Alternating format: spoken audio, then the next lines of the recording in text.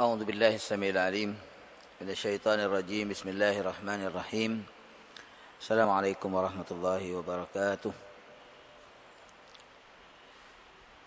إن الحمد لله نحمده ونستعينه ونستغفره ونعوذ بالله من شرور أنفسنا ومن سيئات أعمالنا.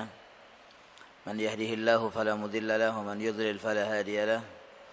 وأشهد أن لا إله إلا الله وحده لا شريك له وأشهد أن محمدا عبده ورسوله.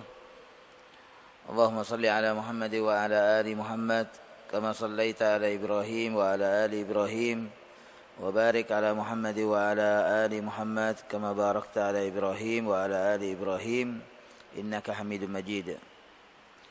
أما بعد، فَرَبِّ اشْرَحْ لِي صَدْرِي وَيَسِّرْ لِي أَمْرِي وَاحْلُلْ عُقْدَةً مِنْ لِسَانِي يَفْقَهُوا قَوْلِي. سُبْحَانَكَ لَا عِلْمَ لَنَا إِلَّا مَا عَلَّمْتَنَا إِنَّكَ أَنْتَ الْعَلِيمُ الْحَكِيمُ وَتُبْ عَلَيْنَا إِنَّكَ أَنْتَ التَّوَّابُ الرَّحِيمُ. اللهم يا معلم آدم علمنا ويا مفهم سليمان فهمنا. اللهم علمنا ما ينفعنا وانفعنا بما علمتنا وزدنا علما وأرنا الحق حقا وارزقنا اتباعه وأرنا الباطل باطلا وارزقنا اجتنابه وأدخلنا برحمتك في عبادك الصالحين. ربنا وسعت كل شيء رحمة وعلما فاغفر للذين تابوا واتبعوا سبيلك وقهم عذاب الجحيم. Ma'asyiral muslimin, jamaah yang dirahmati Allah, alhamdulillah, mari kita panjatkan puji syukur kehadirat Allah Subhanahu wa taala. Pada malam yang penuh barakah ini, takdir Allah Subhanahu wa taala mengantarkan kita semuanya untuk kembali berkumpul bermudzakarah dalam majelis ilmu ini, dalam majelis yang dibanggakan oleh Allah Subhanahu wa taala di hadapan para malaikatnya. Mudah-mudahan Allah Subhanahu wa taala yang mengumpulkan kita pada malam ini di rumahnya yang mulia ini, mudah-mudahan Allah taala juga kumpulkan kita nanti di surganya insyaallah. Amin ya rabbal alamin. Ma'asyiral muslimin rahimakumullah. Kajian surah Al-An'am ini masih berada pada ayat pertama dan bahkan masih pada penggalan pertama dari ayat ke-1 dari surat Al-An'am, yaitu firman Allah Subhanahu wa taala, a'udzubillahi minasyaitonir rajim. Bismillahirrahmanirrahim. Alhamdulillah alladzi khalaqas samawati wal ard wa ja'ala adh-dhulumat wan nur tsumma alladhina kafaru bi rabbihim ya'dilun. Namun insyaallah malam ini adalah merupakan sesi yang ketiga, sesi yang terakhir dari pembahasan ayat pertama pada penggalan pertama, yaitu Alhamdulillah. Selanjutnya walhamdu la yakunu illa lil fa'ilil mukhtar, bahwa ujian itu tidak bisa diberikan, tidak bisa disandangkan kecuali kepada pelaku yang memiliki kehendak yang mutlak. Nah, siapakah pelaku yang mempunyai kehendak yang mutlak di alam ini? Tiada lain kecuali Allah Subhanahu wa taala. Allah adalah al-fa'ilul mutlaq fil alam. Allah adalah pelaku yang mutlak di alam. Kehendaknya mutlak, tidak terikat dengan siapapun, tidak terikat dengan apapun. Apa yang dikehendaki oleh Allah Subhanahu wa taala, Allah lakukan. Dan apa yang dilakukan oleh Allah Subhanahu wa taala semuanya berdasarkan kehendaknya yang mutlak itu. Jadi Allah Subhanahu wa taala adalah al-fa'ilul mutlaq fil alam. Oleh karenanya hanya Allah Subhanahu wa taala yang berhak untuk mendapatkan sifat dengan segala pujian itu. Alhamdulillah. Jadi wal hamd la yakun illa lil fa'ilil mukhtar. Fa khalquhu subhana lis samawat wal ard kana bimahdhi masyiatihi wa iradatih. Maka Allah Ta'ala dalam penciptaannya terhadap langit dan bumi itu murni karena kehendak Allah Subhanahu wa Ta'ala, karena keinginan Allah Subhanahu wa Ta'ala. Maka seakan-akan perkataan Allah Subhanahu wa Ta'ala mengatakan alhamdulillah, alhamdulillah, ini adalah merupakan tasrih, merupakan penjelasan dari Allah Subhanahu wa Ta'ala bahwa apa yang dilakukan oleh Allah Subhanahu wa Ta'ala itu bebas dari segala tekanan. Dia adalah pelaku yang kehendaknya itu mutlak. Wa yakhluqu ma yasha wa rabbuka yakhluqu ma yasha wa yakhtar. Dan Tuhanmu, kata Allah Ta'ala di dalam ayat yang lain mengatakan wa rabbuka, dan Tuhanmu yakhluqu ma yasha. Dia mencipta apa yang dia kehendaki. Wa yakhtar. Dan Allah Subhanahu wa Ta'ala juga mempunyai hak memilih dari apa yang diciptakannya itu. Itu juga berdasarkan kehendaknya. Jadi apa yang dicipta oleh Allah Subhanahu wa Ta'ala, apa yang dikerjakan oleh Allah, apa yang dipilih oleh Allah Subhanahu wa Ta'ala dari ciptaan-ciptaannya ini juga itu berdasarkan kehendak Allah Subhanahu wa Ta'ala.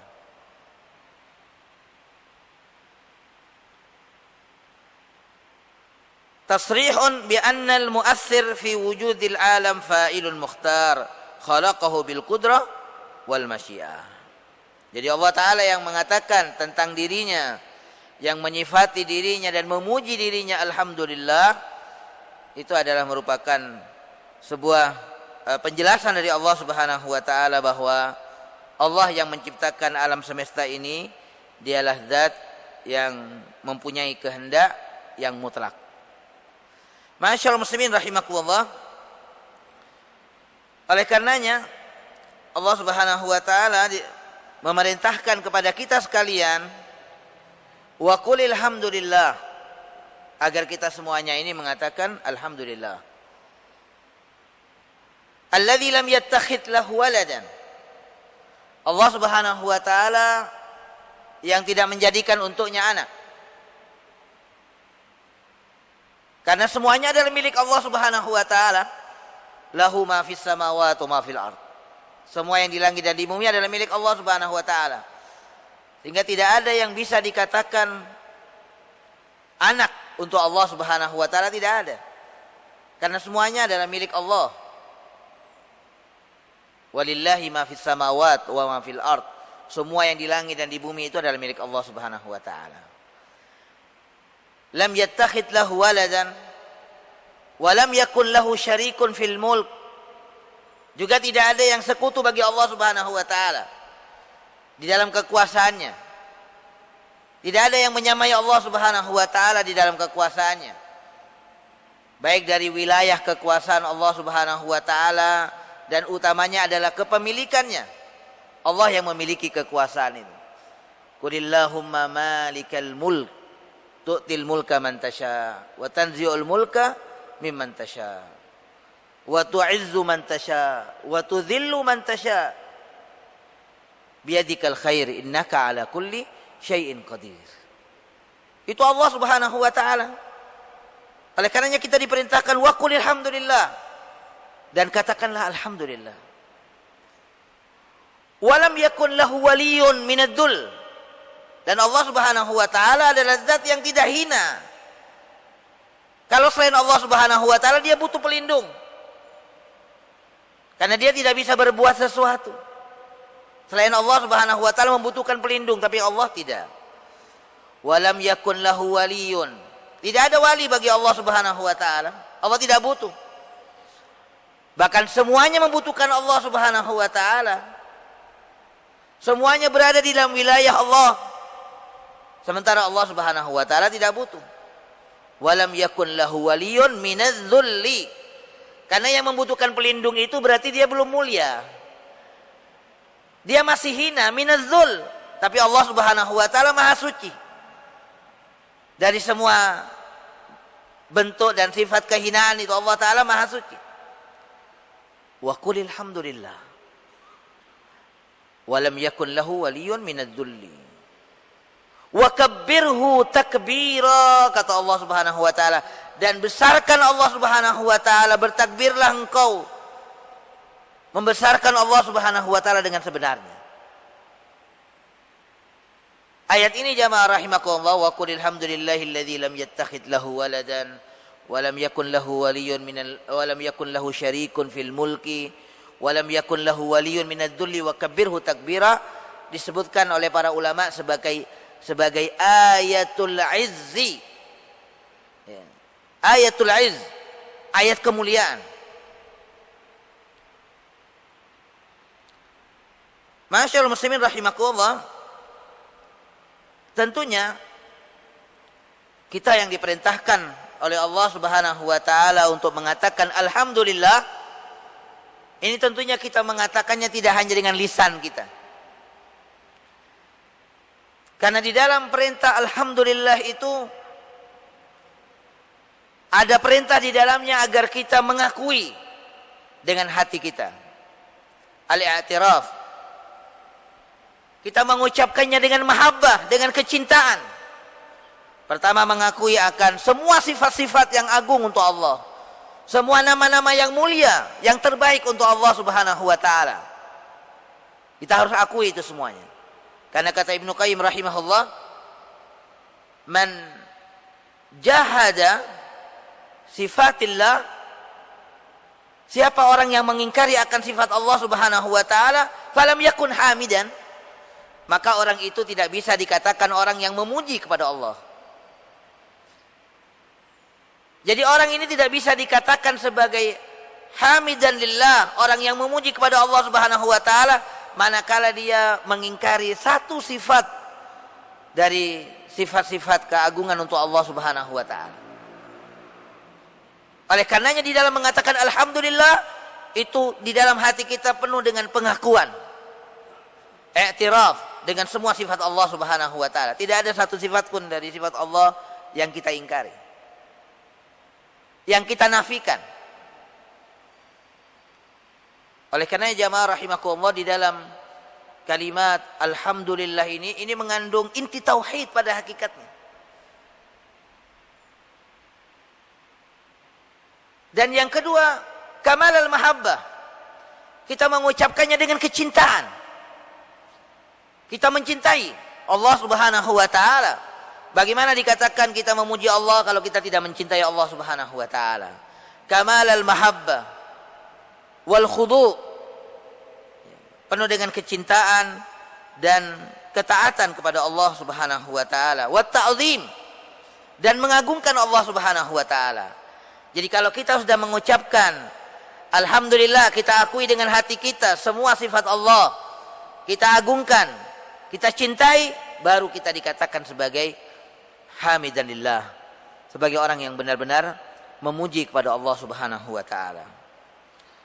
Masyaallah muslimin rahimakumullah, setelah kita uraikan akan makanatul hamd lillah, akan kedudukan alhamdulillah ini dari sesi pertama, kedua dan ketiga ini yang terakhir, maka sebagai penutup jamaah rahimakumullah, saya ingin juga menyampaikan tentang fadail, tentang keutamaan-keutamaan alhamdulillah ini. Banyak sekali keutamaan-keutamaan akan alhamdulillah ini jamaah rahimakumullah. Yang pertama, keutamaan dari alhamdulillah adalah merupakan afdhalud du'a. Ia adalah merupakan paling utamanya doa. Alhamdulillah. Kata Rasulullah sallallahu alaihi wasallam dalam sebuah hadis yang diriwayatkan oleh Al-Imam At-Tirmidzi, Rasulullah SAW bersabda, afdhaluz zikri la ilaha illallah, bahwa paling utamanya zikir itu adalah la ilaha illallah. Wa afdhalud du'a, dan paling utamanya doa adalah alhamdulillah. Adalah alhamdulillah, itu paling utamanya doa. Karena di dalam kalimat alhamdulillah ini mengandung Pertama, takdis, penyucian terhadap Allah Subhanahu wa ta'ala dari segala sifat-sifat yang kurang. Karena bagaimana kita akan mengakui Allah Subhanahu wa ta'ala yang memiliki segala pujian itu kalau kita belum menyucikan Allah dari segala sifat-sifat yang kurang. Jadi dalam kalimat alhamdulillah sudah mengandung kata takdis, pensucian terhadap Allah, kemudian sana al-kamil, pujian yang sempurna untuk Allah Subhanahu wa ta'ala. Sehingga ia menduduki sebagai afdhalud doa, sebagai paling utamanya doa kepada Allah Subhanahu wa ta'ala. Bahkan jamaah rahimakumullah, kalau kita perhatikan dalam semua gerakan sholat kita ini, itu hampir semua gerakan tidak ada yang kosong dari pujian kepada Allah Subhanahu wa ta'ala. Dari awal, di saat kita berdiri membaca suratul Fatihah, yang pertama kali tentunya adalah alhamdulillahi rabbil alamin. Di saat kita berdiri, ketika kita ruku, di situ juga ada pujian untuk Allah Subhanahu wa ta'ala. Subhanakallahumma rabbana wa bihamdika Allahumma ghfirli. Ada tahmid untuk Allah, ada pujian untuk Allah Subhanahu wa ta'ala. Bahkan ketika i'tidal, secara khusus rabbana walakal hamd. Jadi hampir tidak kosong semua gerakan-gerakan ini dengan dari alhamdulillah, dari pujian kepada Allah Subhanahu wa ta'ala, tidak ada. Karena salat, sebagaimana kita ketahui, salat itu makna secara lughawi, secara bahasa, salat itu adalah doa. Dan afdhalud doa adalah alhamdulillah. Dan paling utamanya doa itu adalah alhamdulillah. Sehingga dalam semua gerakannya hampir tidak kosong dari pujian kepada Allah Subhanahu wa ta'ala. Rabbana lakal hamd. Rabbana lakal hamdu mil'us samawat wa mil'ul ard wa mil'u ma syi'ta min syai'in ba'd. Ini pujian yang luar biasa jamaah rahimakumullah. Ya Allah, bagimu segala pujian. Mil'us samawat, sepenuh langit. Wa mil'ul ard, dan sepenuh bumi. Wa mil'u ma syi'ta min syai'in ba'd, dan sepenuh apa yang engkau kehendaki selain langit dan bumi ini. Ketika sujud juga demikian. Subhanakallahumma rabbana wa bihamdika Allahumma ghfirli. Bahkan kemudian ditutup juga salat yang kita lakukan ini, setelah kita membaca salawat kepada Rasulullah sallallahu alaihi wasallam, ditutup pula dengan innaka hamidum majid fil alamin innaka hamidum majid. Salat itu kita tutup dengan pujian kepada Allah Subhanahu wa taala. Jadi hampir tidak ada satu gerakan di dalam salat kita ini kecuali di situ kita memuji Allah Subhanahu wa ta'ala Rabbul Alamin. Dalam sebuah riwayat dikatakan, kunna yauman, kami sahabat-sahabat Rasulullah SAW pada suatu hari salat, nusalli wara'an Nabi sallallahu alaihi wasallam, kita salat di belakang Rasulullah sallallahu alaihi wasallam. Falamma rafa'a ra'sahu min ar-rak'ah qala sami Allahu liman hamidah. Ketika Rasulullah SAW mengangkat kepalanya, beliau SAW dari ruku, beliau membaca Sami Allahu liman hamidah. Sungguh Allah Subhanahu wa ta'ala mendengar siapa yang memujinya. Sami Allahu liman hamidah. Qala rajulun, kemudian ada seseorang di belakang mengatakan, Rabbana walakal hamdu hamdan katsiran tayyiban mubarakan fi. Ya Allah, wahai Tuhan kami, bagimu segala pujian, dengan pujian yang banyak, pujian yang baik, pujian yang penuh barakah di dalamnya. Falamma insaraf, setelah selesai Rasulullah SAW melakukan salat, Rasulullah SAW bertanya, manil mutakallim, siapa orang yang membaca itu tadi? Nabi diberitahu oleh Allah Subhanahu wa ta'ala akan bacaan orang itu. Manil mutakallim, siapa orang yang mengatakan itu tadi, kata Rasulullah SAW. Qala ana. Orang itu menjawab, aku ya Rasulullah. Apa kata Rasulullah SAW? Ra'aitu bid'atan wa thalathina malakan yabtadirunaha ayyuhum yaktubuha awal. Kata Rasulullah SAW, sungguh aku melihat 30 lebih, ya, bid'ah wa sab'in, Bid'ah itu dalam bahasa Arab adalah bilangan dari 7 sampai 10 ya. Berarti sekitar 37 lebih malaikat kata Rasulullah SAW yang mereka itu rebutan, yabtadiruna, mereka rebutan ayyuhum yaktubu awal, mana yang pertama kali akan menulis dari ucapan tahmid yang diucapkan oleh sahabat itu. Dalam riwayat yang lain, ayyuhum yas'ad, mana di antara mereka yang pertama kali akan membawa kalimat-kalimat ini kepada Allah Subhanahu wa taala. Begitu agungnya kalimat ini. Mereka rebutan mengejar. Mereka rebutan yang pertama kali akan menulis kalimat-kalimat itu atau akan membawa kalimat-kalimat itu kepada Allah Subhanahu wa taala. Nah, inilah jamaah rahimakumullah di antara keutamaan alhamdulillah. Yang kedua jamaah rahimakumullah, alhamdulillah ini adalah merupakan atyabul kalam. Paling baiknya ucapan. Kenapa? Karena ia adalah merupakan kalimatun radhiyaha li nafsihi. Saya berulang-ulang mengulangi kalimat ini. Ini adalah kalimat yang Allah Subhanahu wa taala pilih, yang Allah ridha untuk dirinya. Ia menjadi atyabul kalam, menjadi paling baiknya perkataan. Alhamdulillah.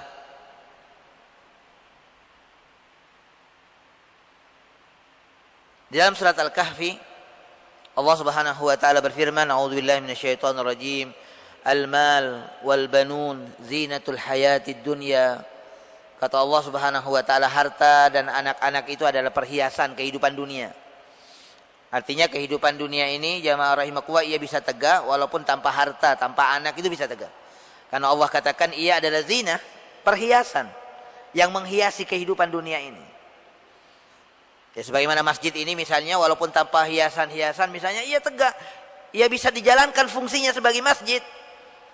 Ya. Al-mal wal banun zinatul hayatid dunya. Lalu apa kata Allah? Wal baqiyatus salihat khairun 'inda rabbika thawaban wa khairun amala. Dan al-baqiyatus salihat. Nah, para ulama di sini banyak menafsirkan, banyak tafsiran terhadap al-baqiyatus salihat. Apa al-baqiyatus salihat itu? Yang jelas adalah semua amal-amal soleh yang dilakukan oleh seseorang dengan ikhlas karena Allah Subhanahu wa taala. Al-baqiyatus salihat Allah sebutkan sebagai baqiyah, sesuatu yang abadi. Al-baqiyatus salihah juga ditafsirkan dengan al-kalimatut thayyibah, kalimat-kalimat yang baik ini. Subhanallah, alhamdulillah, wa la ilaha illallah, Allahu akbar. Ini adalah al-baqiyatus salihat. Setiap kita mengucapkan kalimat-kalimat ini jamaah rahimakumullah, ia tidak akan hilang. Ia abadi. Inilah yang abadi, sesuatu yang saleh yang abadi, al-baqiyatus salihat. Setiap kita ucapkan, ia akan dijaga. Ia akan diabadikan oleh Allah Subhanahu wa taala. Dan nanti kita akan mendapatkan balasannya dari Allah Subhanahu wa taala dari al-baqiyatus salihat yang kita lakukan ini, yang kita ucapkan ini. Apa kata Allah? Wal baqiyatus salihat khairun 'inda rabbik. Itu lebih baik di sisi Tuhanmu.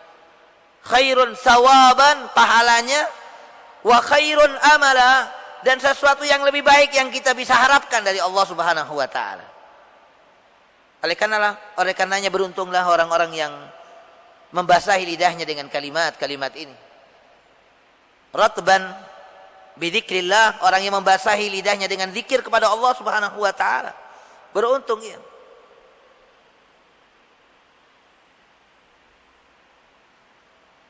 Wal baqiyatus salihat khairun 'inda rabbika thawaban wa khairun amala. Dan al-kalam sebagaimana kita ketahui jamaah rahimakumullah, pembicaraan itu kan banyak macamnya.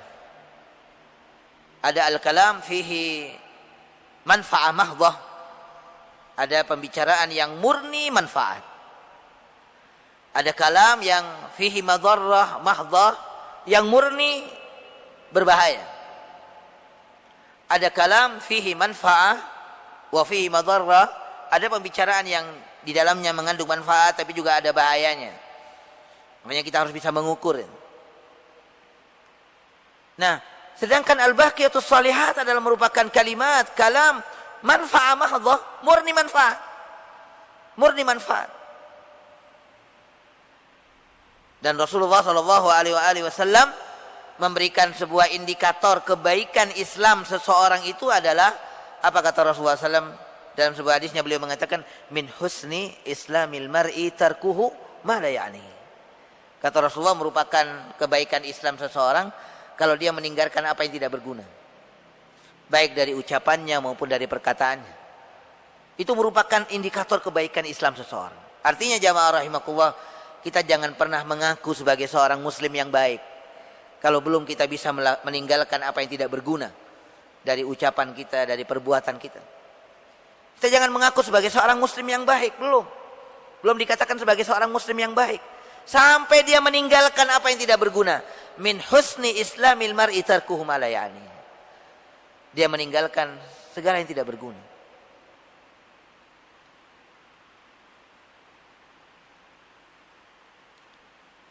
Di antara fadilah alhamdulillah yang lain jamaah rahimakumullah, ia merupakan ghirasul jannah, merupakan tanaman-tanaman surga. Jadi setiap kita mengatakan subhanallah, alhamdulillah, itu kita menanam satu tanaman di surga jamaah rahimakumullah.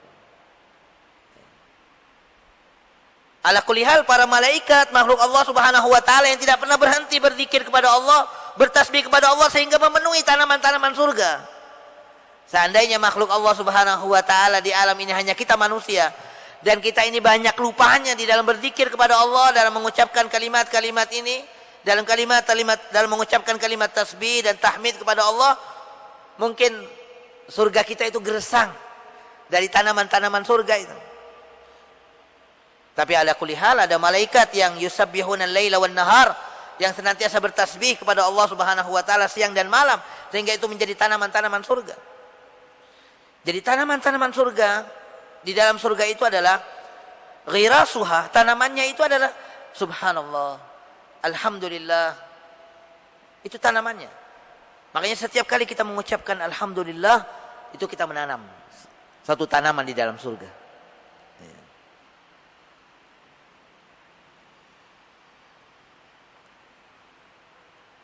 Selanjutnya jamaah rahimakumullah, sebagaimana yang disabdakan oleh Rasulullah sallallahu alaihi wasallam, an Abi Malik bin Asim al-Asy'ari qala Rasulullah sallallahu alaihi wasallam, Rasulullah SAW bersabda, at-tahur syatrul iman, walhamdulillah tamla'ul mizan, wa subhanallah walhamdulillah tamla'ani au tamla'u ma bainas samawati wal ard.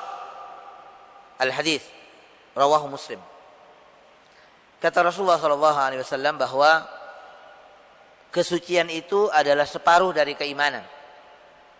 At-tahur syatrul iman. Walhamdulillah, selanjutnya kata Rasulullah, alhamdulillah, itu kata Nabi SAW, tamla'ul mizan. Ia bisa memenuhi mizan, timbangan Allah Subhanahu wa taala nanti di hari kiamat. Kita meyakini jamaah rahimakumullah bahwa al-mizan itu hak. Bahwa timbangan nanti di hari kiamat itu benar adanya. Kita yakin. Dan tidak ada yang tahu akan mizannya Allah Subhanahu wa taala yang sebenarnya itu kecuali Allah Subhanahu wa taala. Betapa besarnya mizannya Allah Subhanahu wa taala. Nabi Allah Daud alaihissalam diriwayatkan dia pernah meminta kepada Allah agar akan diperlihatkan oleh Allah Subhanahu wa taala akan mizannya. Ketika Nabi Allah Daud alaihissalam diperlihatkan akan mizannya Allah, ghasyiyah. Dia semaput. Dia tidak mampu melihat betapa besarnya mizannya Allah Subhanahu wa taala itu. Ketika dia sadar, dia bertanya kepada Allah, ya Allah, apa yang bisa memenuhi ini? Mizan Allah Subhanahu wa taala yang maha besar itu, yang sangat besar itu. Apa yang bisa memenuhi mizannya Allah Subhanahu wa taala, timbangan Allah Subhanahu wa taala itu? Nah, di antaranya jamaah rahimakumullah kata Rasulullah sallallahu alaihi wasallam, walhamdulillah tamla'ul mizan. Bahwa alhamdulillah ini memenuhi timbangan Allah Subhanahu wa taala. Kalimatani habibatan. Ada dua kalimat kata Rasulullah sallallahu alaihi wasallam ya, yang sangat dicintai di sisi Allah Subhanahu wa taala. Khafifatani 'ala lisan, yang ringan diucapkan oleh lidah manusia. Tapi ia apa? Sakilatan 'alal mizan. Ia sangat berat di dalam timbangan Allah Subhanahu wa taala. Yaitu adalah tahmid. Subhanallahil azim, subhanallah wa bihamdi. Subhanallah wa bihamdi. Ya, segala maha suci Allah Subhanahu wa taala dan segala puji bagi Allah Subhanahu wa taala. Tamla'ul mizan. Ia akan memenuhi timbangan Allah Subhanahu wa taala.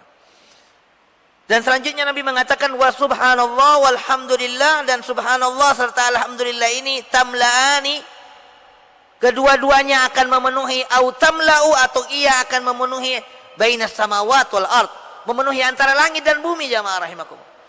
Jadi bagaimana ia tidak akan memberatkan timbangan, sementara ia kata Rasulullah SAW, alhamdulillah, subhanallah dan alhamdulillah ini dapat memenuhi langit dan bumi. Jadi ini benar-benar akan memberatkan terhadap dan memenuhi akan timbangan Allah Subhanahu wa taala nanti di hari kiamat.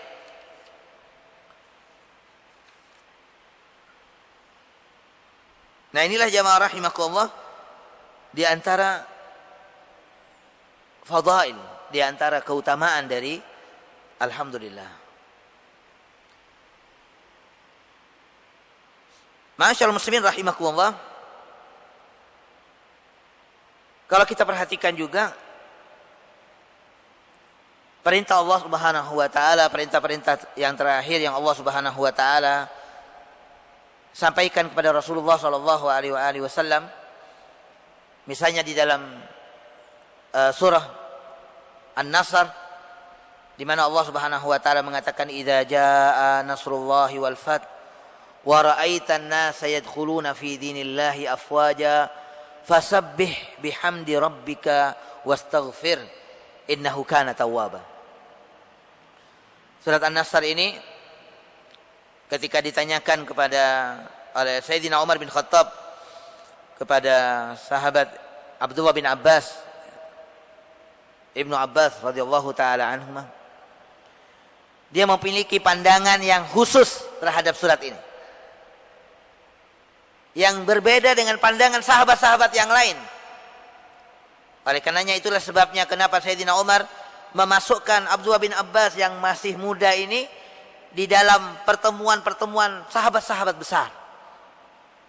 Sehingga sempat Sayyidina Umar ini ditanya oleh sahabat-sahabat yang lain, kenapa anak muda ini Abdullah bin Abbas dimasukkan dalam pertemuan-pertemuan besar bersama sahabat-sahabat besar?